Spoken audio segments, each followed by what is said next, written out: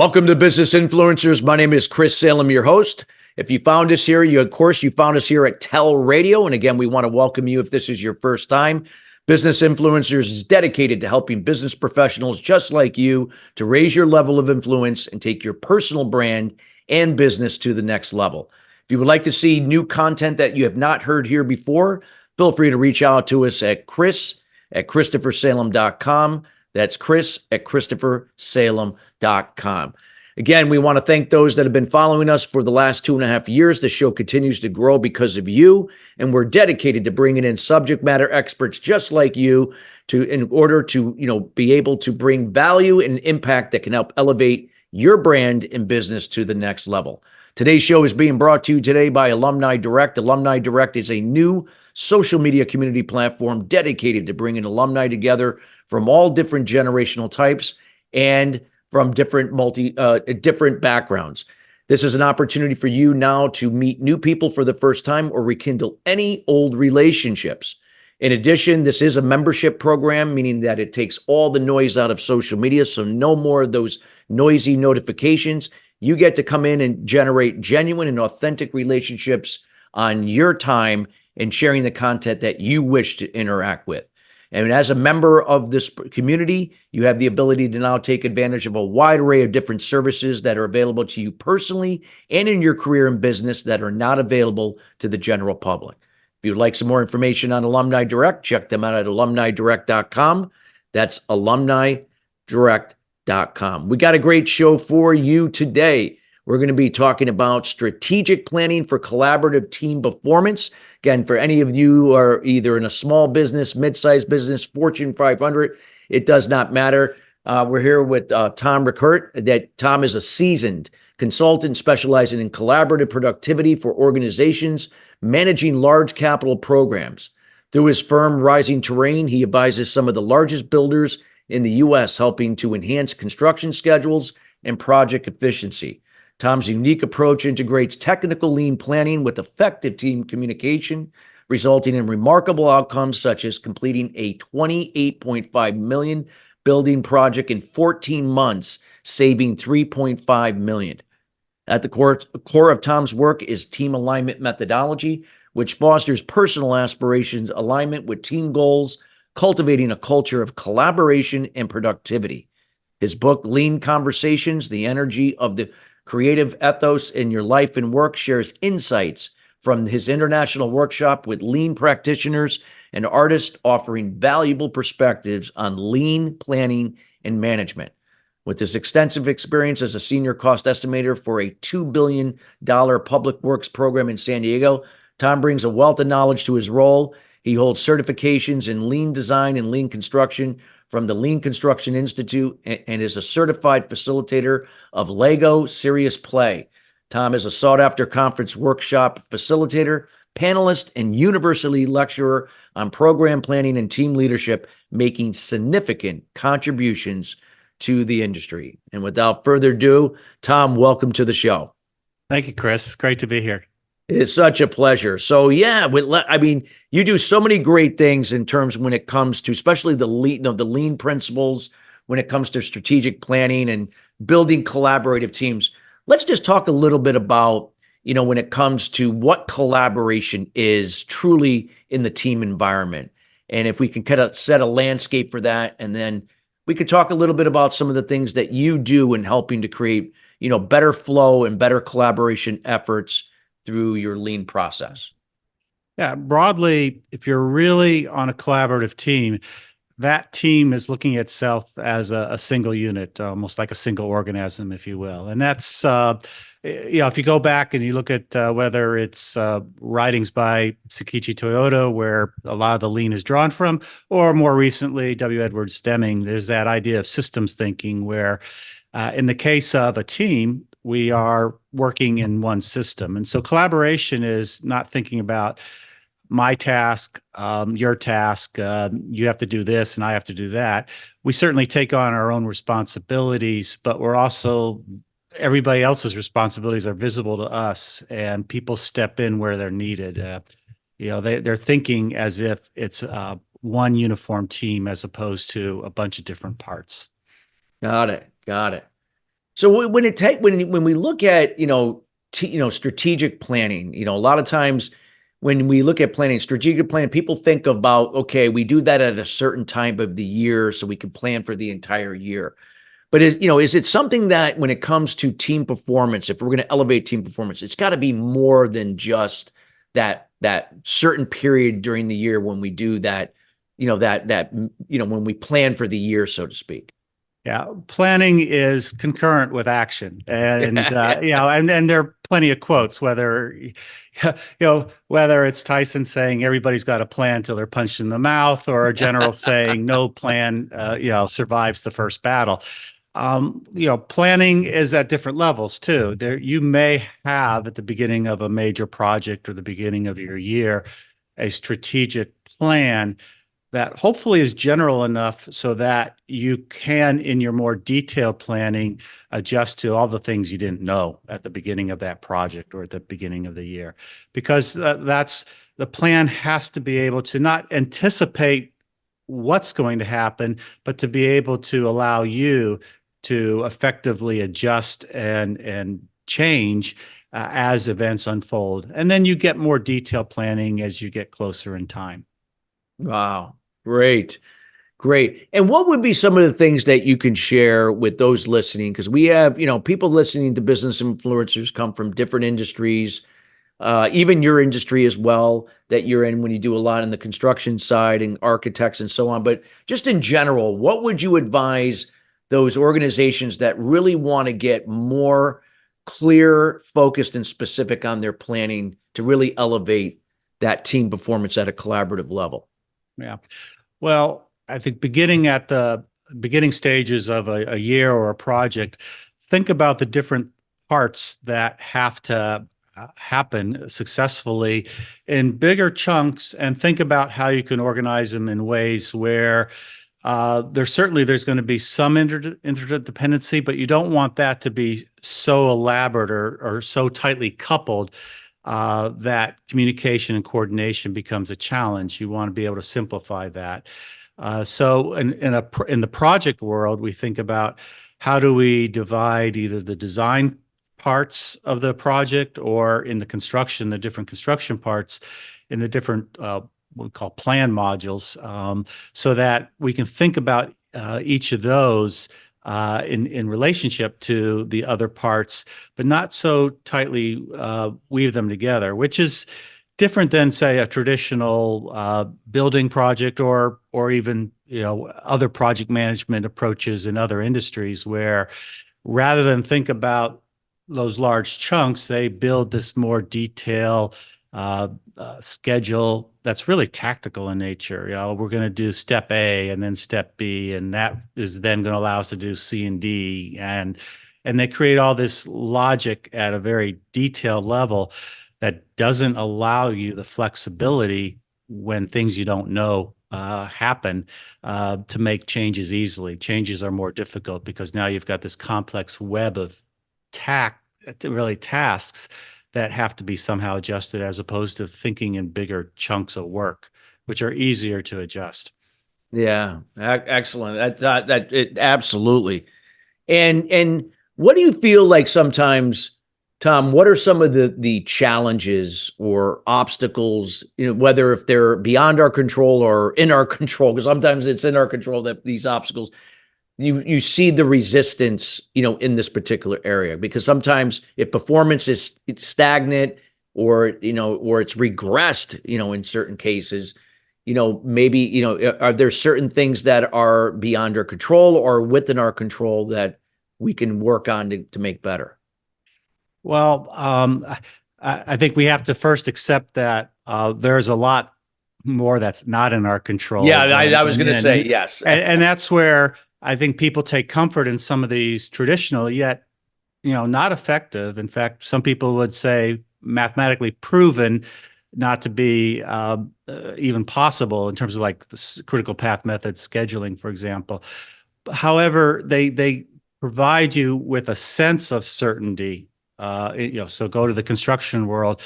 On July 15th in 2025, I'm going to paint these rooms on the third floor of the building. I mean, there are schedules out there that say things like that.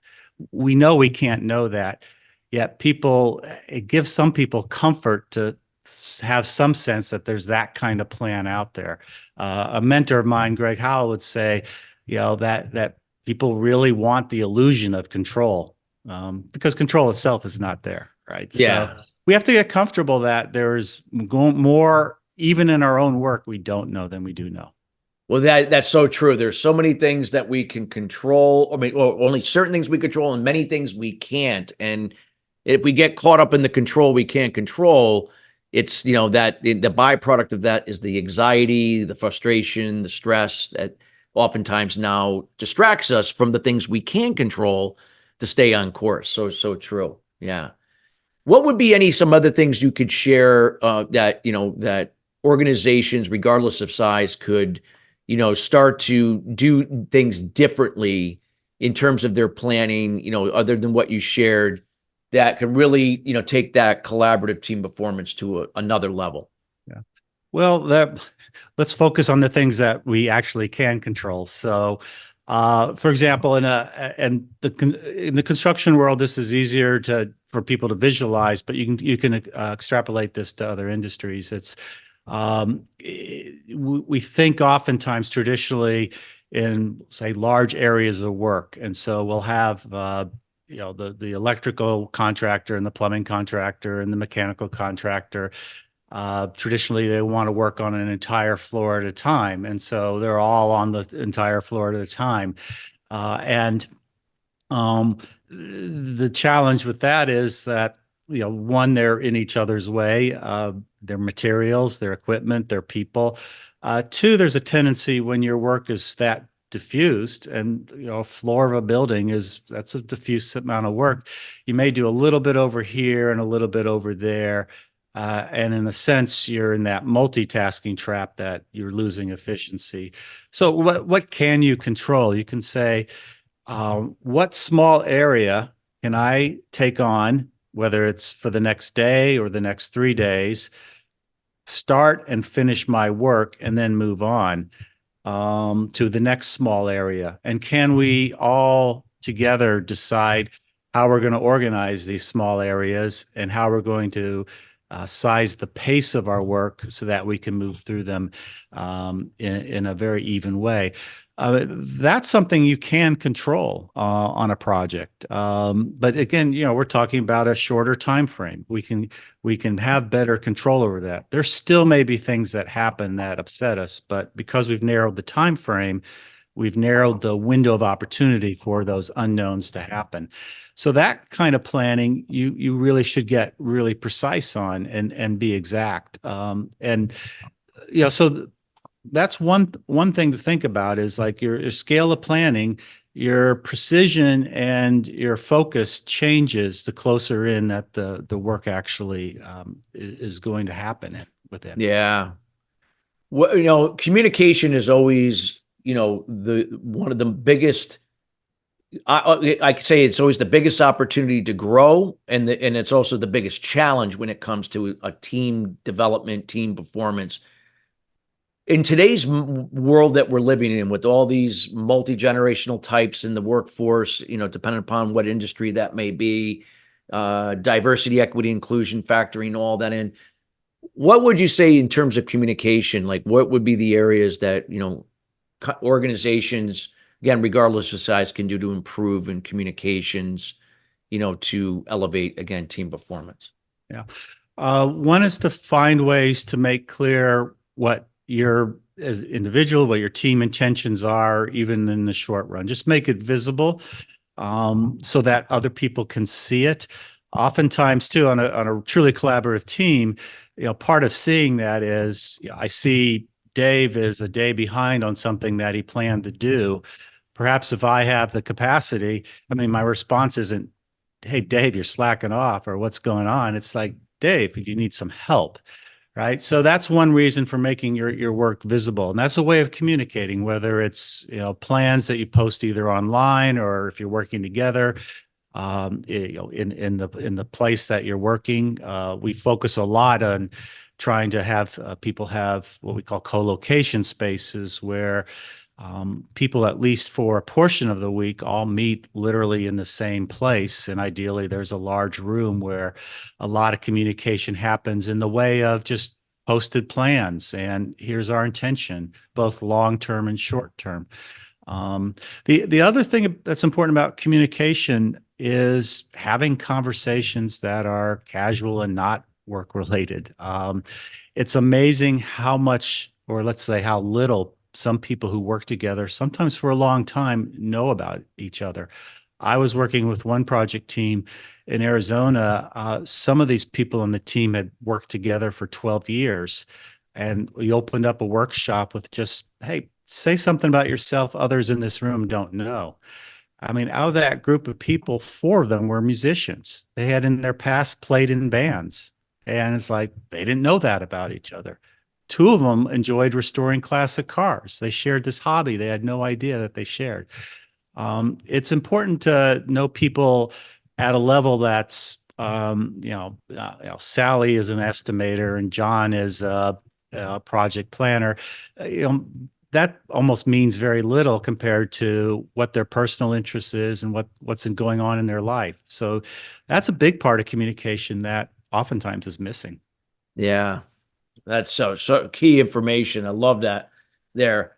In terms of what would you say, like in terms of now, like if you have, people welcoming new team members, or, maybe somebody, is new to working on the team, whatever that be, either someone was newly hired or somebody's coming from a different area, how did we go about that, integrating them into, that team environment that not only, in this case, that will help to, keep that team performance going the right direction?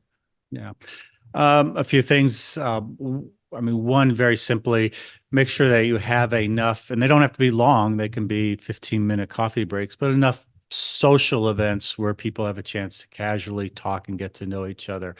You're certainly going to want to get that person quickly up to speed with your practices, how you communicate, how you coordinate work, who is generally responsible for what tasks, and you want to also have a sense, are they coming from an environment that's like yours? If you're in a really collaborative environment, are they comfortable in that environment, or do you have to take time to help them get comfortable and open up with other people? One thing about construction in particular, it's traditionally very adversarial. The word contractor is there because you may have on a project 20 different contracts that don't necessarily have aligned terms, and people's interests are contractually at odds. Yeah. Now, so part of the challenge is to show them that while contractually they may be at odds, in terms of their individual work, they're really part of a system, and they need to understand how they work as part of a system. So for your question, somebody new coming onto the team, that's also important that they know that they're joining a system of people, and that their work affects and influences others, and likewise they're influenced by many others, and they need to be mindful of that in their work. Yeah, that's true. Sometimes we all have opinions, and we come into things like, well, how we think it should be.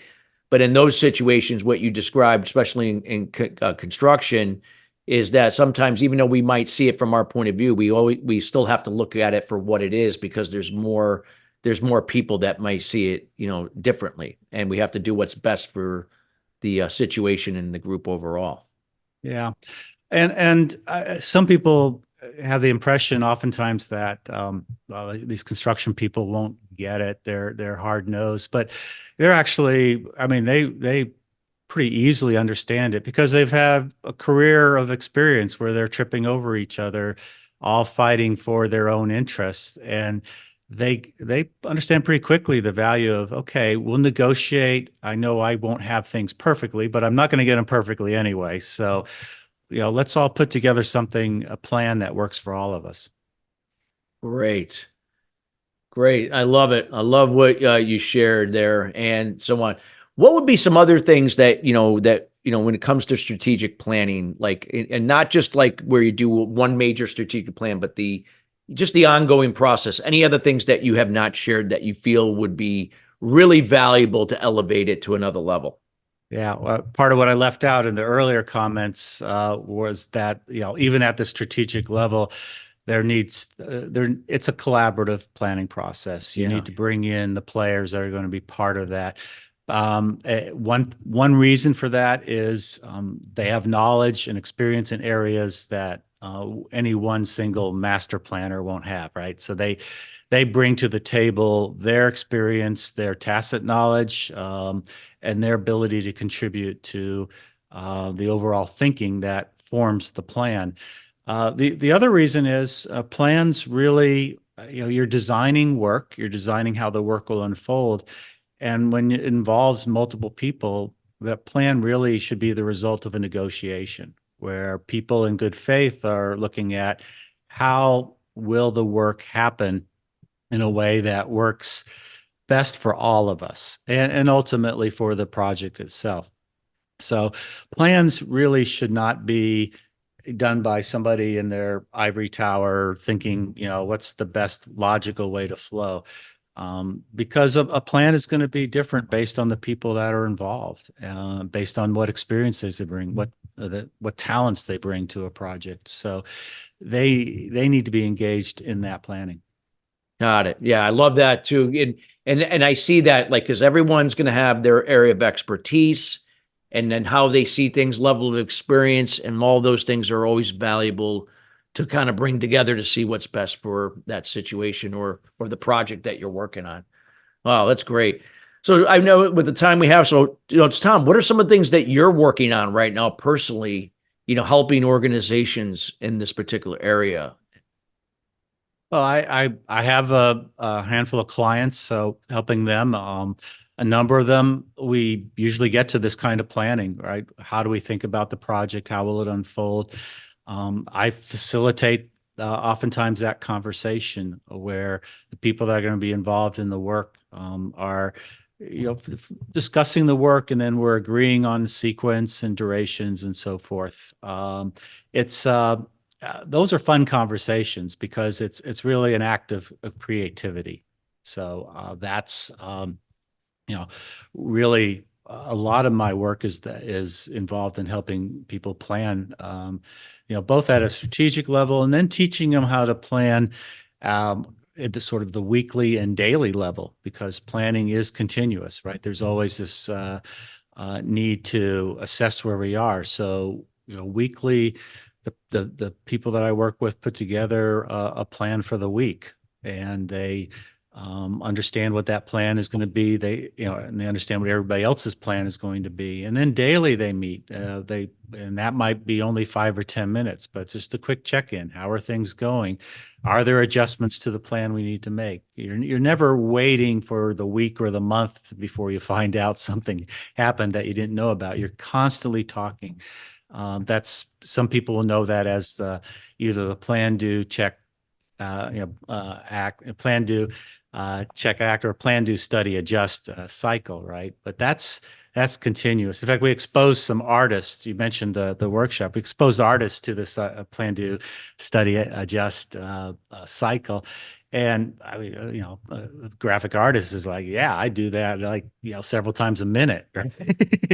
I'm looking at what I'm putting on the, on the canvas, and I'm like, okay, here's what I have to change, and so forth. And same with the theater artists, right? They're like, okay, yeah, that's why we do rehearsals, because we're, and we check what we did afterwards, and we make changes based on what we saw. So this is a very natural thing for a lot of people. Yeah. We need to help people, basically whatever the profession, think about having that rapid cycle of learning Yeah. and adjusting. So planning is just one part of that learning cycle. Got it. Wow. Well, Tom, we're getting near the end of the show, and I definitely we're going to have you back on for a future show to further elaborate. How can people get to know you, reach out, get to know you, what you're up to, anything that you'd like to share with them? Well, certainly, of course, there's LinkedIn, so you'll be able to find me there at Tom Richert. No name's Richert, so a little bit different for folks. My company website is risingterrain.com. So Rising Terrain is the company I founded to help clients in this work. I publish a few papers on there as well. And in terms of speaking, I have an upcoming speech that I'm giving at a conference that's going to be online, Lean Construction Blog. So Nice. even if you're not in construction per se, but you're in planning, strategic planning, work planning, you might want to check that out, because that conference that starts, it's March 13th and 14th, is really focused on a planning system that is designed to facilitate collaborative planning at different levels. So if planning is something that's important to you, you could take that in that design and construction context and probably apply that to your industry. Wow, I love it. Well, Tom, I want to thank you very much for taking the time to be here today. Appreciate you and everybody here at TALRadio. Well, my pleasure, Chris. Thank you very much. And we highly encourage everybody to reach out to Tom, get to know him. If you are a meeting planner, event organizer, a corporate event director, get to reach out to Tom. Tom, like I said, even though he does a lot in the construction, architectural segments, a lot of what he does in terms of his principles can also apply in other areas as well. So feel free to reach out. Again, he is a wealth of knowledge and just really has the ability to take this information and put it in layman terms that you can now do something with it. So once again, Tom, thank you so much for being here. And listeners, we want to thank you each and every week joining us here at Business Influencers. Again, we are committed to bringing subject matter experts like Tom in to share their words of wisdom and insights to raise your personal brand and business to the next level. And again, we want to wish everybody a great rest of your day, and we'll see you next week. Take care.